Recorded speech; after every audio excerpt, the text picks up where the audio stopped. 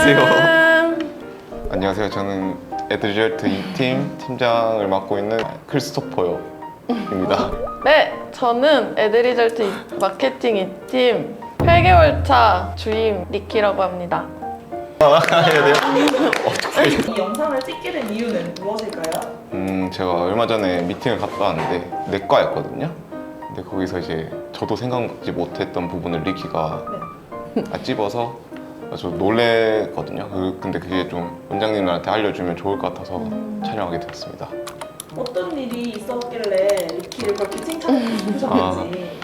거기가 내과라고 했잖아요. 근데 내과에 이제 사진 촬영을 해야 돼가지고 제가 찍고 있었는데 저는 내부에 화장실이 있더라고요. 그 사진 촬영하는데 집중해가지고 이제 화장실이 그냥 있구나 하고 넘어갔거든요. 이제 리키가 자기 폰으로 찍고 있다가 저한테 물어보는 거예요. 이거 혹시 환자들 편의상 내부에 있는 거냐고. 그때 좀 아차 싶어가지고. 화장실 내부에 있는 게 환자들 편의상 있는 거야?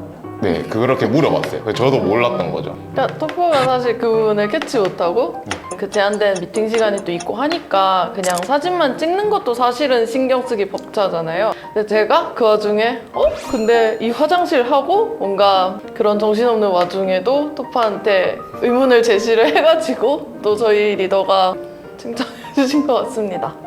네, 그게 제가 토퍼한테 그때 화장실을 물어본 이유가 뭐냐면 내과 같은 경우는 사실 건강검진도 하고 좀 보건증 발급 이런 검사를 많이 진행하면서 솔직히 막 항문 검사나 이런 조금은 수치스럽고 부끄러울 수 있는 검사를 되게 많이 하게 되잖아요. 저도 사실 보건증 검사를 할 때 내과에서 한 적이 있는데 화장실이 그 내과 건물 밖에 계단을 나가서 한층 위에 있는 화장실을 갔어야 했던 적이 있었어요. 그래서 그때 사실 되게 그 과정이 조금 막 사람들도 대기하는 사람도 많은데 조금 부끄럽기도 하고 그랬던 기억이 있는데 그래가지고 여기 내과를 제가 가서 촬영을 하면서 내부에 화장실이 있으면은 진짜 그런 과정이 편하겠다라는 생각이 들어서 질문을 했던 것 같아요. 근데 그때 원장님한테 여쭤보니까 원장님이 되게 놀라시면서 이게 사실은 그 내과에서 우수 내시경실이라는 인증을 받을 때 통과 기준의 하나의 조건이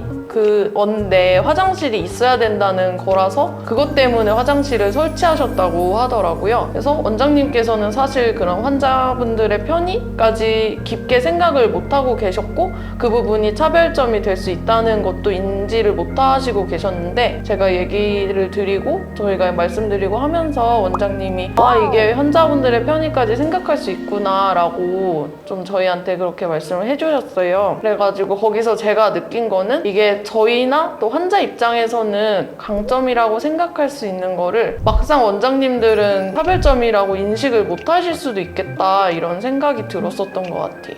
리키가 그렇게 막 오래된 연차는 아니잖아요. 아직. 그렇죠. 그래도 1년이 안 됐으니까. 맞아요. 팀장으로서 토퍼는 리키가 어떻게, 왜 그렇게 생각할 수 있었는지. 평소에 약간 끼도 많고 약간 좀 독특한 캐릭터거든요.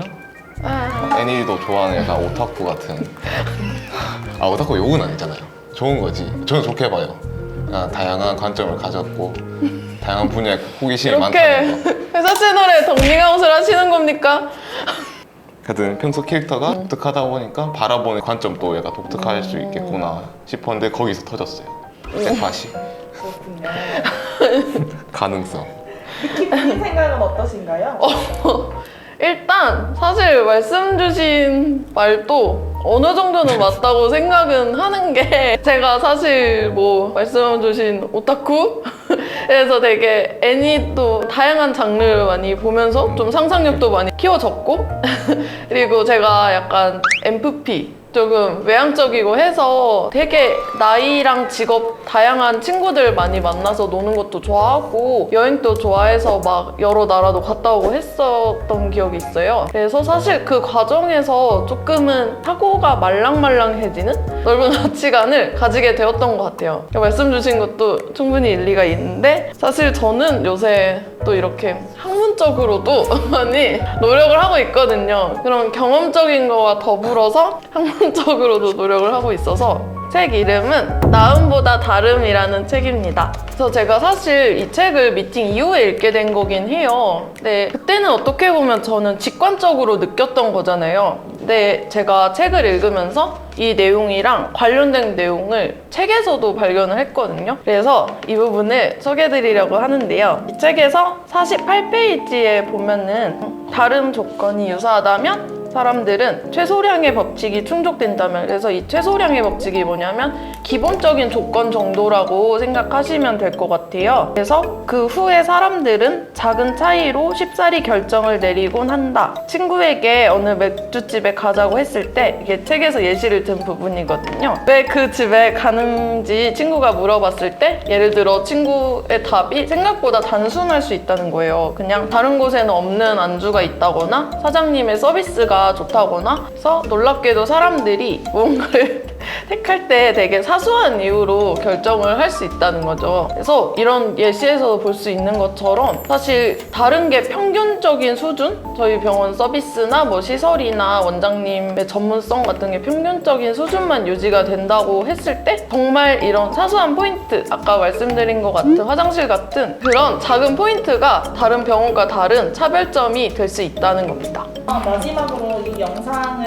보시는 원장님들께 좀 해드릴 말씀이 있다면? 이게 사실 저도 원장님들 입장에 공감을 하는 게, 당연하게 내가 이렇게 살았고 또 당연하게 이렇게 공부를 했고 당연하게 우리 병원이 오랫동안 있었으니까 사실은 우리 병원 차별점을 다른 관점에서 보기가 조금은 어려우실 것 같다는 생각을 해요. 저만 해도 사실 회사에 왔을 때 다른 분들이 되게 막 텐션이 좋고 분위기가 좋다, 막 되게 분위기를 좋게 한다 이렇게 피드백을 주셨잖아요. 저는 사실 그냥 평생을 내가 이 성격으로 살았으니까 그래서 이런 게 장점인가? 라고 처음에는 칭찬을 해주셨는데도 이게 장점일 수 있구나, 그렇게 생각을 했었던 기억이 있거든요. 그래서 원장님들도 사실 병원을 볼 때 조금 비슷할 수도 있다는 생각을 했어요. 그런데 사실 스스로는 당연하다 여길 수 있는 부분이 환자마다 사실 연령이 다르고 성별이 다르고 각자 다른 관점에서는 우리 병원에 내가 생각하기에는 사소하다 느낄 수 있는 부분조차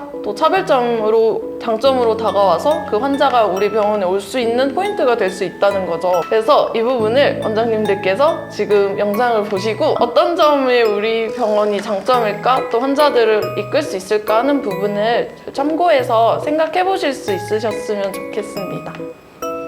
당연한 것을 너무 당연하게 보지 말고 다양한 관점으로 병원을 다시 돌아보고, 원장님께서는 이제 병원에 계속 있으시다 보니까 당연하게 생각할 수 있는 것들이 많을 거예요. 이 영상을 통해서 다른 그 부분들을 다른 관점으로 한번 바라볼 수 있는 기회가 되었으면 좋겠습니다. 감사합니다. 네, 감사합니다.